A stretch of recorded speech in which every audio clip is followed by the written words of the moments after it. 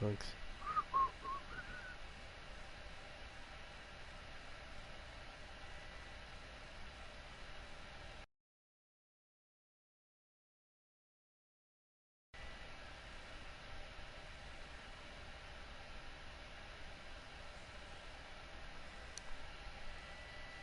Testing, testing. Okay.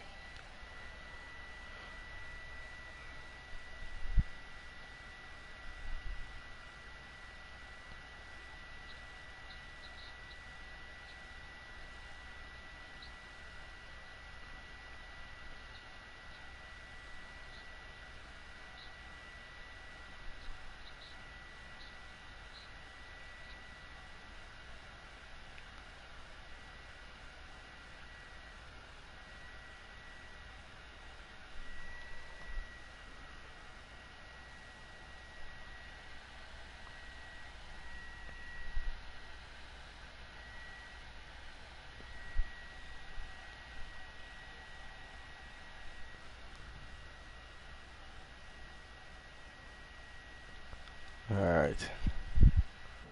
What's going on, everyone? Goddrifter here, and welcome back to another car extras racing live stream. This is live stream number 96. Now, I apologize for the very long, well, 96 and 97, because I don't know, to be completely honest. I apologize for doing that full-on 3-parter of only 2000s cars only. Um,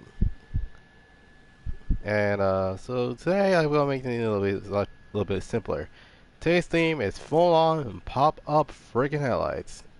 And what I mean by pop-up headlights, I meant that these had to be literal pop-ups. So we're not using, so basically we're using cars that don't have um, fixed headlights, which are, those are wondering what those are. Well, bleh, can't speak today. Wondering what those are. Those are the things that are literally, we're talking about hidden headlights. That's basically what they are. Not right in the face. It's like, oh yeah, there's headlights. They had to think I was like, wait, is that the headlight or the thing that opens it? Oh no, the one that opens the headlights. Okay, it's kind of like that for the most part. So it turns out how many vehicles we're gonna be using today. We're gonna be using 1, 2, 3, 4, 5, 6, 7, 8, 9. So yeah, we're using all 9 cars today. So quite obvious. The first one being is, well, it's basically this. Um, my 886, which has not been oh right, many people actually I forgot actually to um change the name like a little bit, like literally a couple days ago. So give me a moment.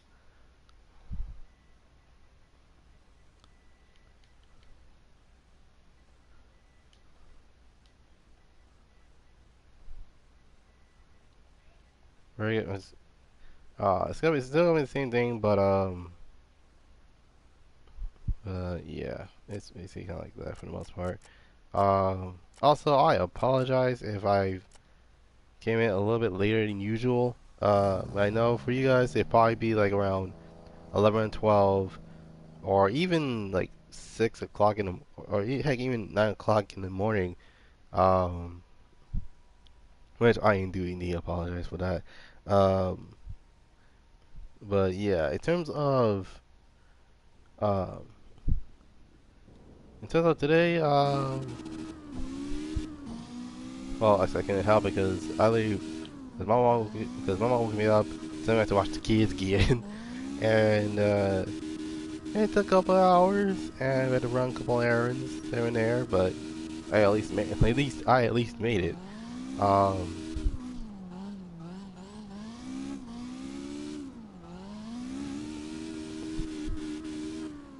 and for those wondering, in the 16th, I will not be streaming that day because of, well, TennoCon. For those wondering, I will not be doing the creators thing. I'm actually gonna watch the actual live stream and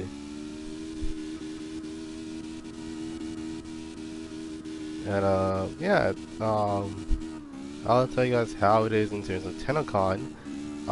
So yeah, it's like that. For those wondering, if you want to check out TennoCon, just go into the Tenno, just go into Warframe's Twitch channel and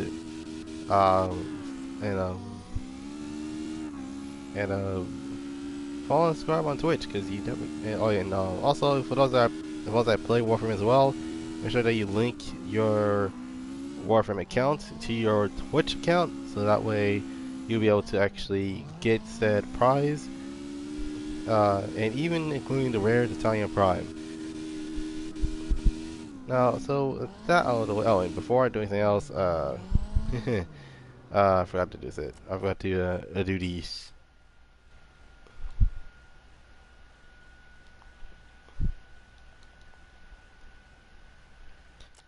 There we go.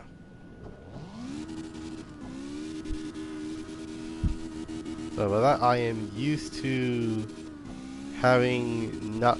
I see. Yeah, I'm used to not having the actual bar thing.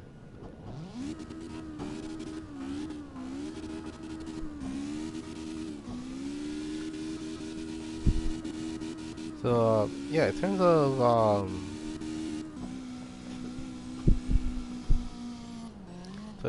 rare vehicles I've seen today, I saw a McLaren 570S, which, not gonna lie, it looked pretty good in person. Uh, I don't know what Insta is, but hey, it has an Insta, and it's basically Insta, and basically has one.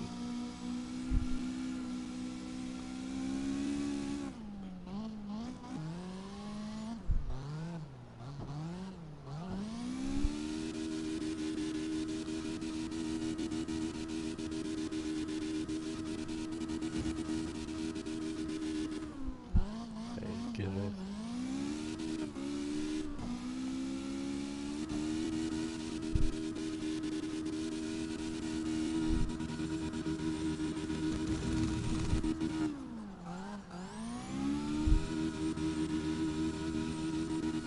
Thank goodness.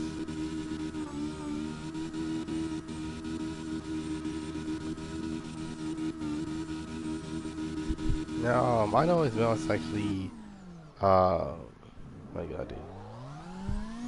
Like, I know it has been a while since I actually streamed CarX, and literally it's because well, nothing's going on in CarX until the update gets here.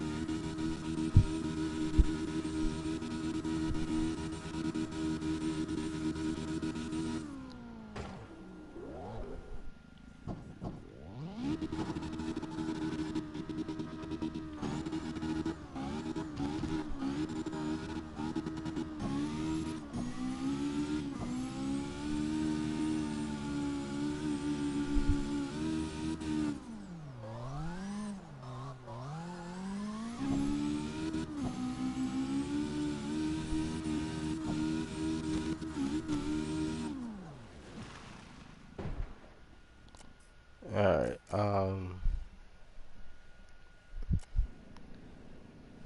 okay, so that was car number one. It's time me to do car number two. And was I wondering, yes, I'm doing this at nighttime because this is all the basically all the cars at night due to the fact that obviously it would be impossible to use the pop-up headlights cars without, well, cars being at night because for some reason I don't know why. It's weird. Anyways, um, speaking of which,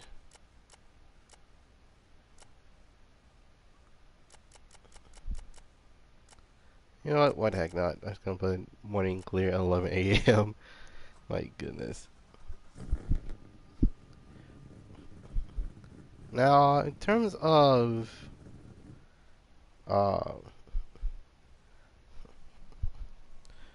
Tuesday, I'm thinking of actually doing hmm.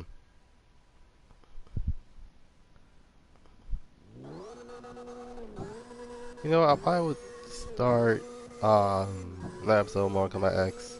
Um, let's see. I think yeah, I think Tuesday will work, especially since I had to take a break from Goddrifter2 Rageburst. I actually needed a game to Let's Play. So yeah, long story short, we're still continuing on with with the Mortal Kombat X Let's Play. Um,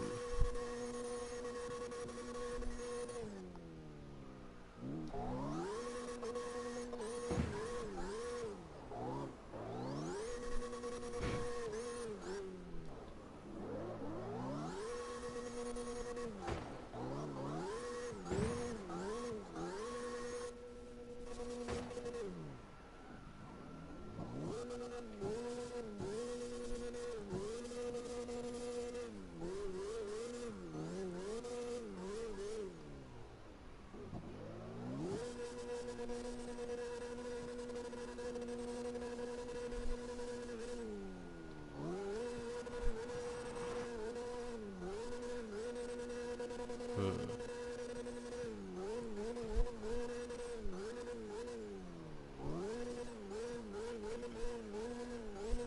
Now, due to the fact that is is literally um it's literally like 9 something. I'm just gonna make this quick in terms of the timing. So literally um so normally for those that are new to the channel, in terms of car especially talk about today's um racing cliches, then vehicle histories, then video game in a nutshell. Normally they're 30 minutes apart, so literally 30 minutes, an hour, and then an hour, 30 minutes. But this time, I think I'm going to do this 15, 30, then 45. So literally 15 minutes. Yeah, 15 minutes of each segment. So that way, I can actually take a break from explaining a lot of things. So there's that.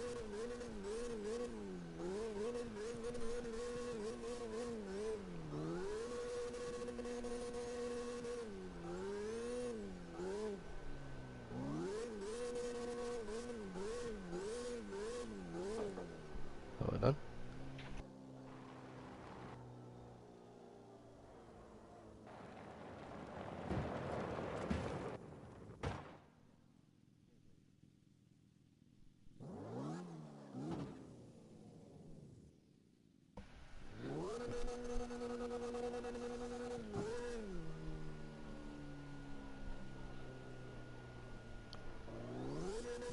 Alright, now what was I saying? Oh yes.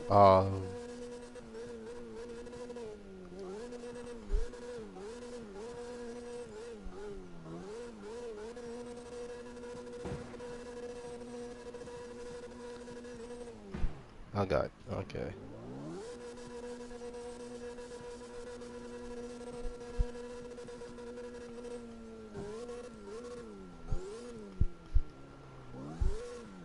In terms of tasers and cliche, this is more of a styling thing that that I'm gonna get a whole lot of flack for that I haven't talked about in God knows how long, but it's basically styling cue for me in terms of race games, and if I don't see it, then I don't know what's the point of it.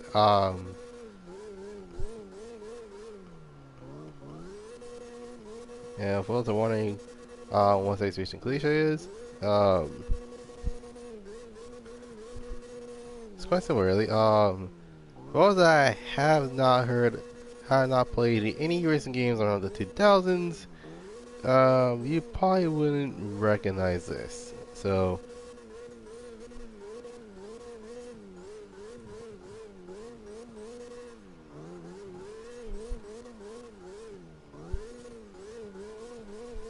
and well, today's racing cliches. We're gonna be taking a look at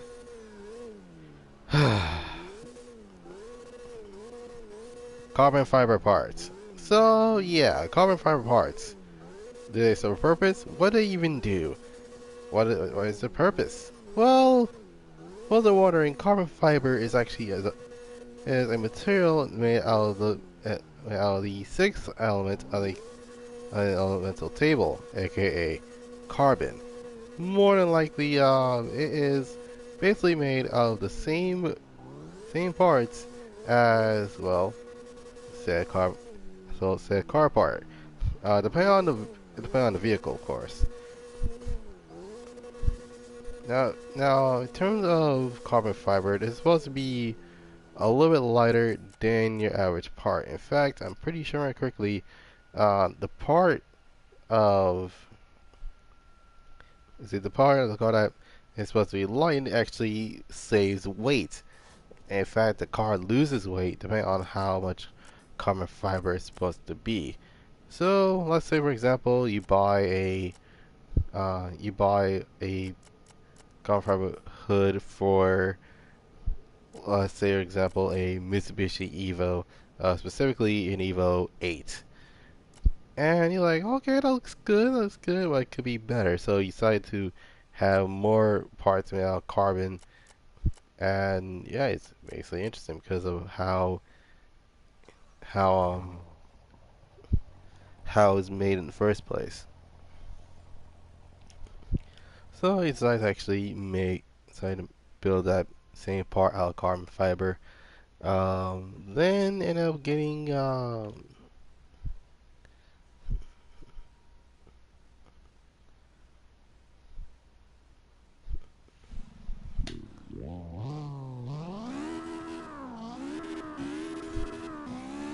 well, then again, it's basically the same principles as other as other parts. I think the only difference being is the fact that unlike aluminum, carbon fiber actually is interesting to say the least.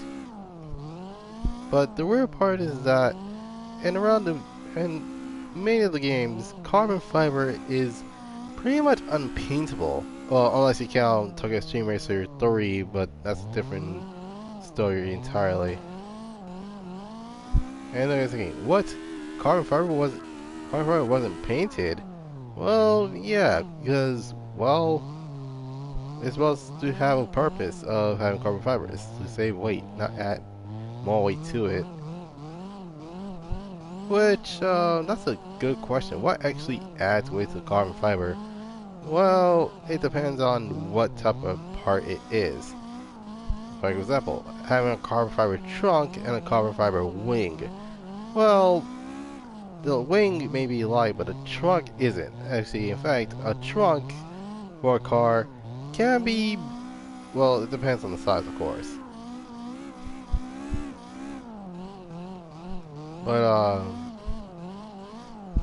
But yeah, in video games, carbon fiber is no different. It's basically, there's different types of carbon fiber so I'll just put this out of the way. So, first obvious one is the original carbon fiber.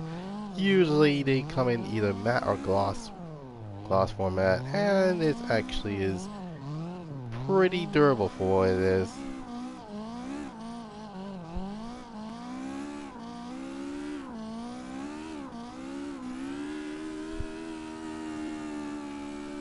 But at the same time, it's interesting to say the least.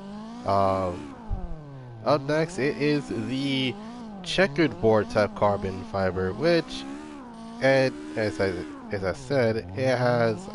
actually has a checker.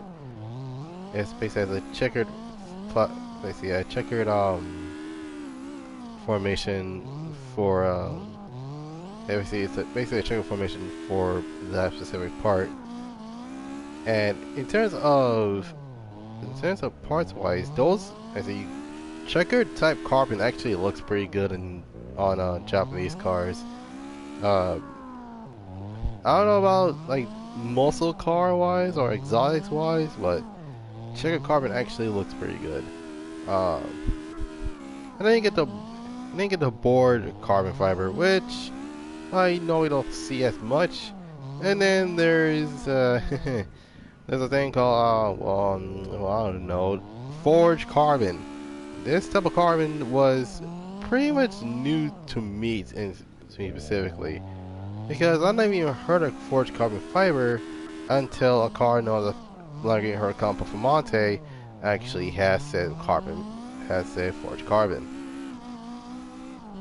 And that mess is all over the place. It ranging from the bumpers to the huge diffuser, the exhaust, even the wing. And yeah, not gonna lie, I was quite confused about that. It's like, okay, so you give us a Superleggera, but in the name of a Performante instead of a Superleggera. But yeah, to the pros and cons of having carbon fiber in racing games, the pros is the fact that you can actually, depending on how heavy the car is, if you have carbon fiber, you can actually have an advantage because the car is a little bit lighter than usual. And not to mention, well, it's also a styling cue. So for the most part, if you want to actually have carbon fiber, but you want to keep the part stock, then you can paint over it, but just don't paint the underside, because the thing you need is people being like, oh my god, it's fake carbon fiber. Egg. Oh, excuse me.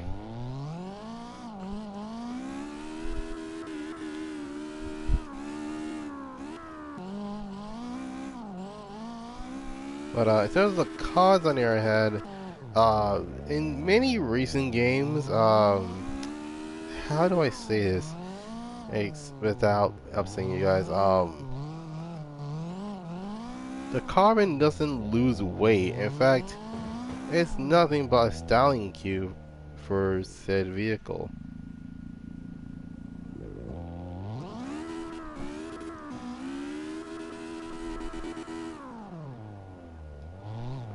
And I ain't joking when I say that.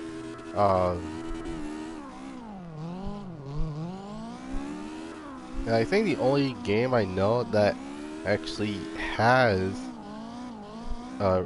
reasonable use of it was two games.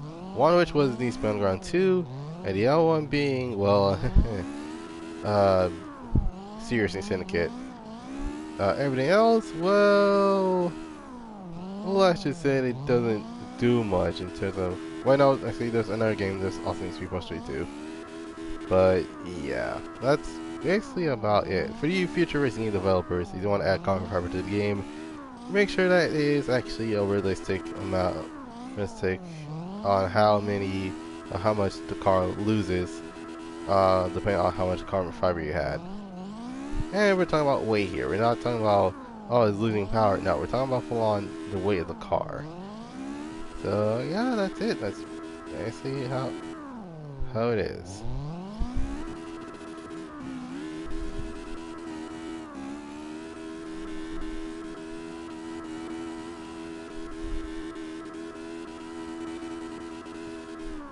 My goodness.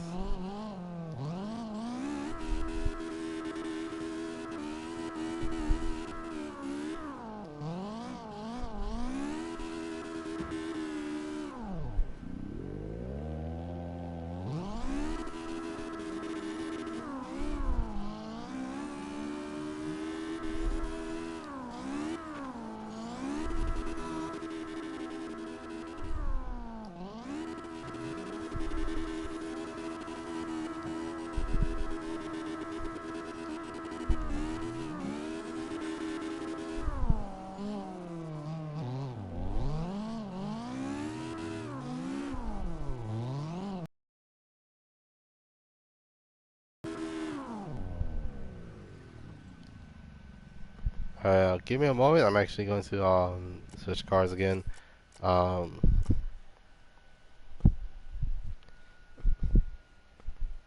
Now I know like there's an I go to bed. It's 2:30 a.m. Yeah, go freaking sleep. What the heck? It's like what in the world?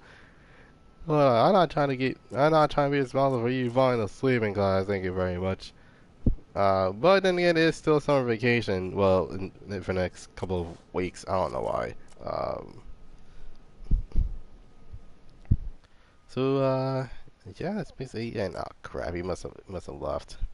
Shoot. All right. Oh yeah, this is actually gonna be interesting to say the least. Um.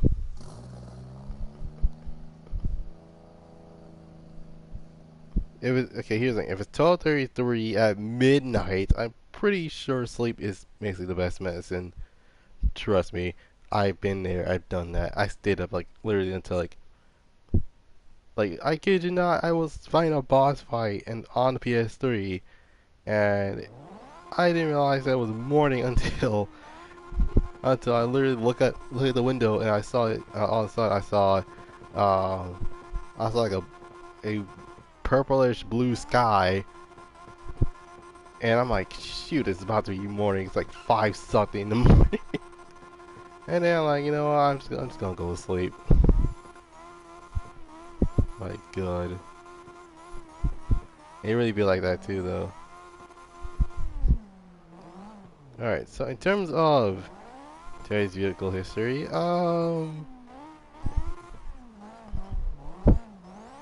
well, I might have something in mind.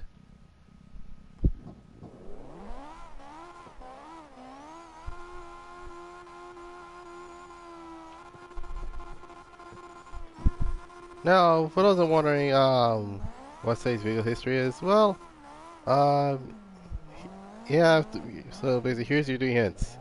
Uh, this car, you can actually see its classic model and its modern model every single game they use, every single game that you play.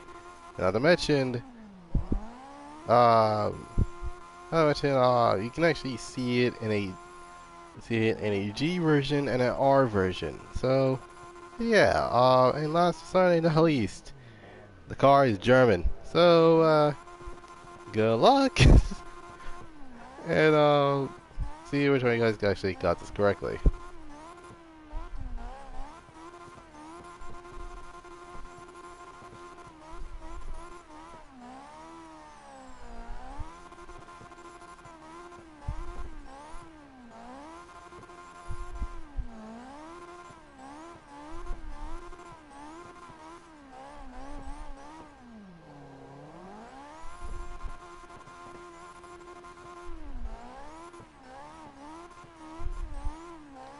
My goodness.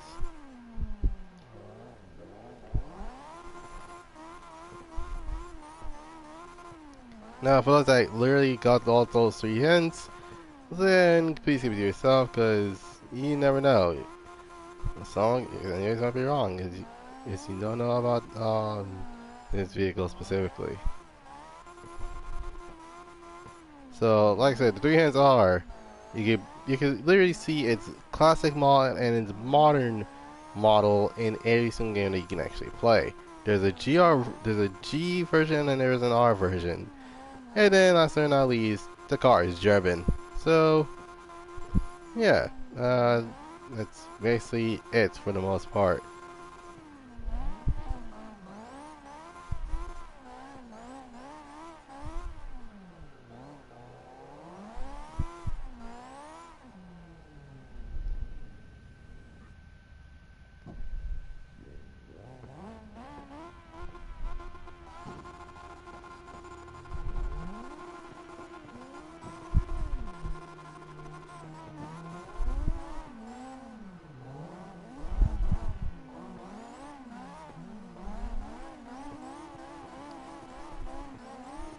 My goodness.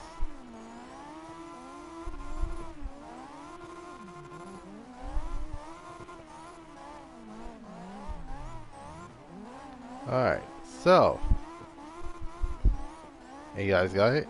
Well, it is the German car of the 1960s, and it's still going on to this day. And the vehicle that I'm talking about, it is a vehicle history on the Volkswagen Golf.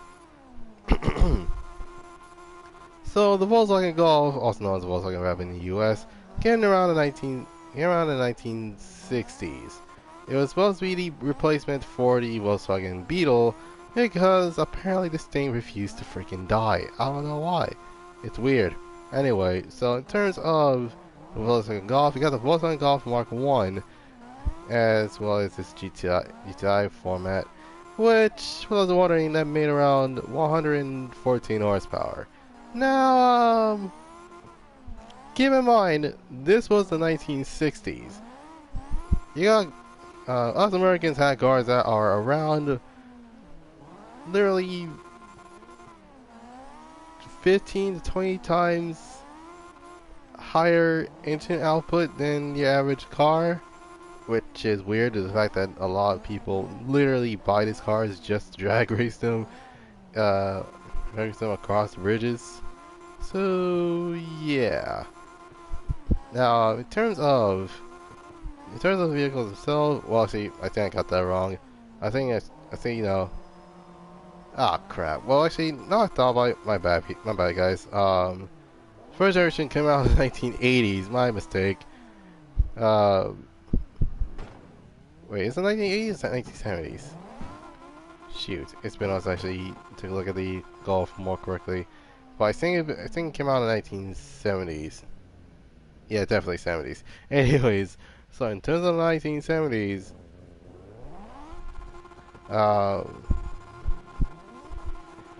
let's see. This was the moment where the gas crisis hit, and basically a lot of the European / Japanese markets actually ended up appearing in America. Things such as Volkswagen Beetles, Honda Civics, and heck, even Toyota Celicas. And more than likely, the United States market, in their own term, was losing sales. And most likely, what was one of those vehicles, you may ask? Actually, was one of those that appeared in the U.S. Well, this happens to be the Volkswagen Rabbit. The car that actually, that put Volkswagen on the map. Now, in terms of the other vehicles, for example, the Volkswagen Golf is one of those cars. Now, the car doesn't come with a G. Well, now the thing is, the Golf didn't come with a GTI model in the U.S. It did in Europe, and I think it also did in Japan as well. I don't know. All I do know is we never got the GTI in the first place. So yeah, that was interesting. The Mark II is basically the Mark I, but a lot more squarer than the first gen Golf. The second gen Golf actually came around in the mid 80s. It was pretty interesting to say the least. Now, did they last long? Kinda. Because they sell very well, but it just wasn't selling enough. So yeah, on to the Mark III. This is where things get interesting. You see, around the time of the Mark III and the Mark IV, Volkswagen was also one of those manufacturers that like to experiment. You might wonder, okay, why you say that? Well, because this was the first time that the Golf GTI ended up getting the R32 package. Now, I was wondering, no, not the Nissan R32. We're talking the Golf R32. There's a difference. Now, in terms of the Volkswagen Golf R32, this came with a different motor than a 1.8 liter. In fact, this came with a naturally aspirated a naturally aspirated Volkswagen VR6 engine, which is literally ranged around 30 and literally 3.2 liters.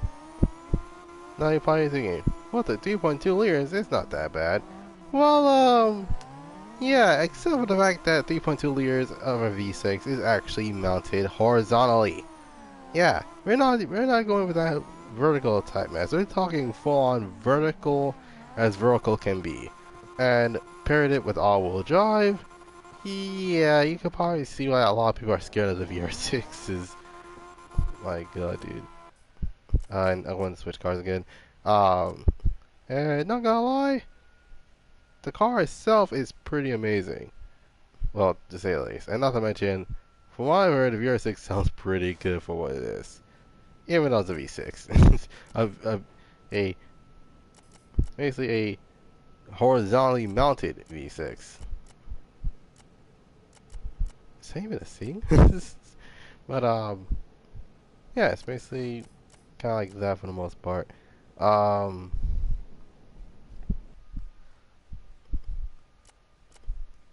Not to mention the car itself is pretty amazing.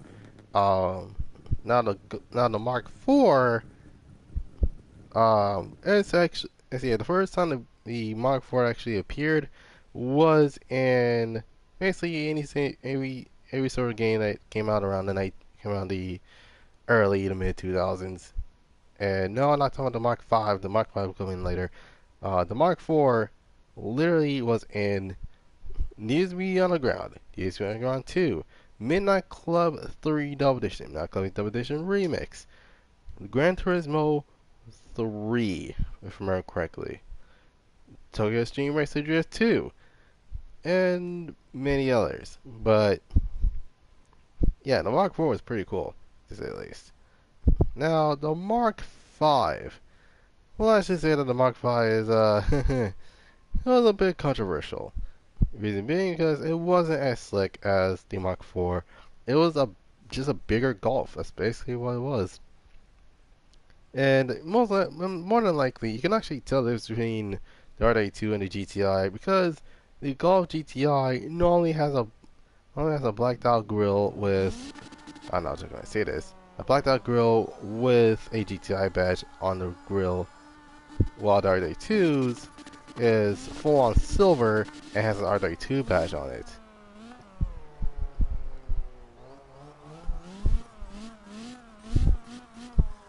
And again, it was a pretty interesting time around the 2000s where basically Corn was still a thing.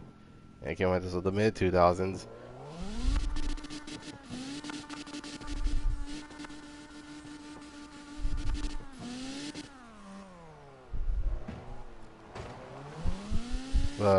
Yeah, it is a very, very interesting thing to actually go for.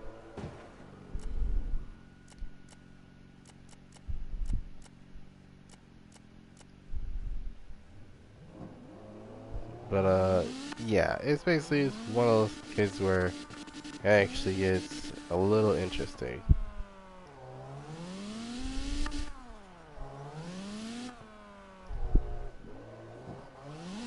But yeah, it's actually one of those cases where it gets interesting, to say the least. Now, in terms of the Mark 6, what is about the Mark 6 that hasn't been said already? The Mark 6 is basically a Mark 5, but better. And this was also the last time that we were ever given a R32 treatment for the Mark 6 Golf R, and it favored the Golf R, no longer the R32. Now, the Mark 7 was probably the biggest thing that ever happened ever since the Mark 6 came out. The Mark 7, I kid you not, was actually the most highest, not the highest priced one, but it's more likely the most high and demanded variant of the Golf that is, well, interesting. And not to mention the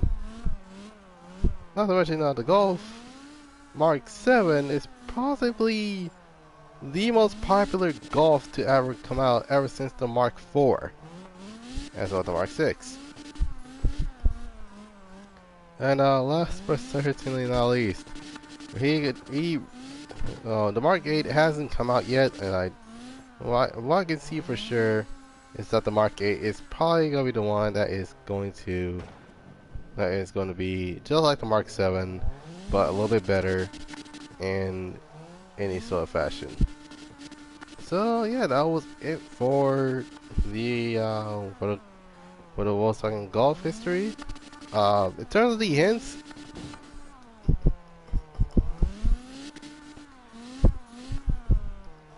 So the first hint, you see the classic version and the modern version, uh, in any game you can actually play. Well, that was, that aims to any vehicle you think about it.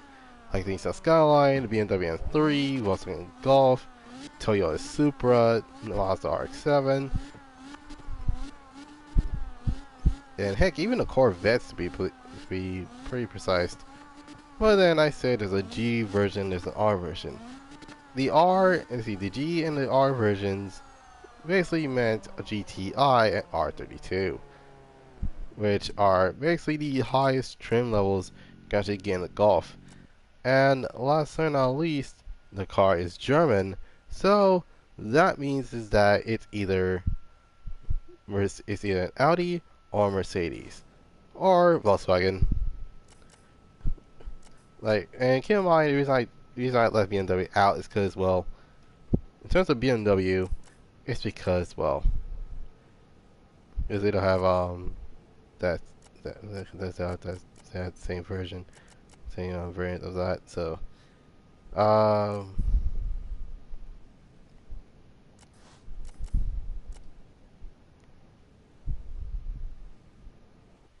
now in terms of today's um time is it? Oh, 9:50. Yeah. Looks like we'll be doing it was today game in a nutshell today. Actually, I probably would do that next week. So I'm actually going to actually get my food and I'm actually gonna hit to bed. Not hit to bed to actually to do what I want to do while next to actually you know basically grab my food and sit and eat and return to play to the kitchen. That's basically about it. Um,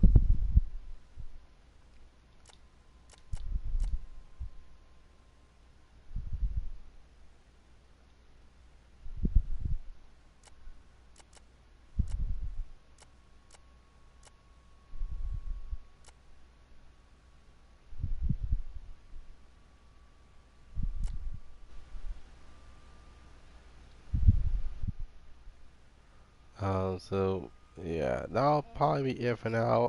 Hope you guys enjoyed this live stream. Leave a like, subscribe, comment down below what you want to see next. You can follow me on Instagram at Goddrifter247sun Productions. You can follow me on Twitter at G247s. Last not least, you can check out Andrew on Discord at Goddrifter247sun Productions Museum. Anyways, for those that are wondering about the name change, it's because it feel like it was a little too short. That's too short. I feel like it was a little too long. So yeah, I decided to just go by Goddrifter for this day forward. Anyway, without further ado, hope you guys have a dope Monday. This is Goddrifter signing off, and I'll see you guys next time. Peace.